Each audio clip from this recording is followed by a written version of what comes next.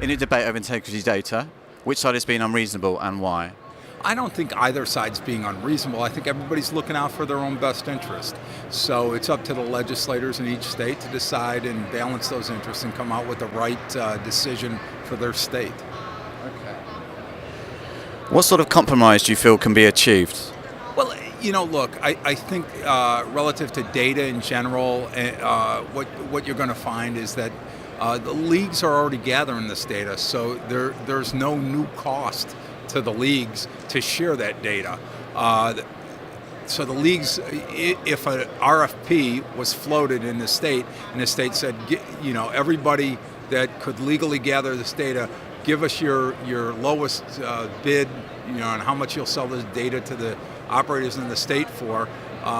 Once they float that proposal, the league should win every proposal, request for proposal. So if you can't readily come to an easy contract with the league, just float an RFP. The league should win the RFP, but if they don't, then it'll go to whoever can provide the data at the lowest cost to the state and the operators in the state.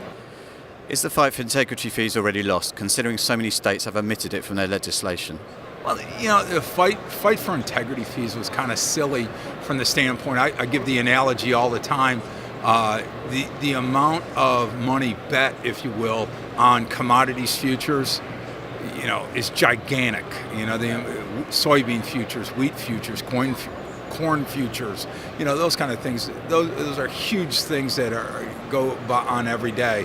When they settle up those contracts, nobody cuts a check to the Kansas wheat farmer. Nobody cuts a check to the Ohio soybean farmer or the Iowa corn farmer, and we don't think of that. Why do we think that we would pay a fee to the leagues for that?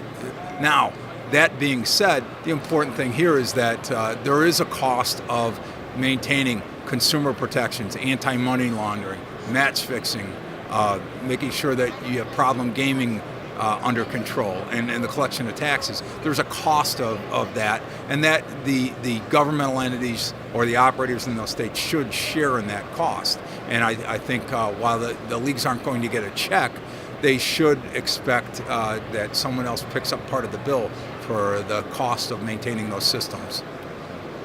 And finally, why have lawmakers appeared reticent to support integrity fees? Just for those reasons. I mean, nobody's cutting a check to their farmers, or nobody's cutting a check to the people who raise cows, or pigs. Nobody's cutting a check to commodities people. But yet a lot of money is being transacted in the futures contracts there. So I think lawmakers are reticent to start requiring somebody to pay for that information or just those facts that occur.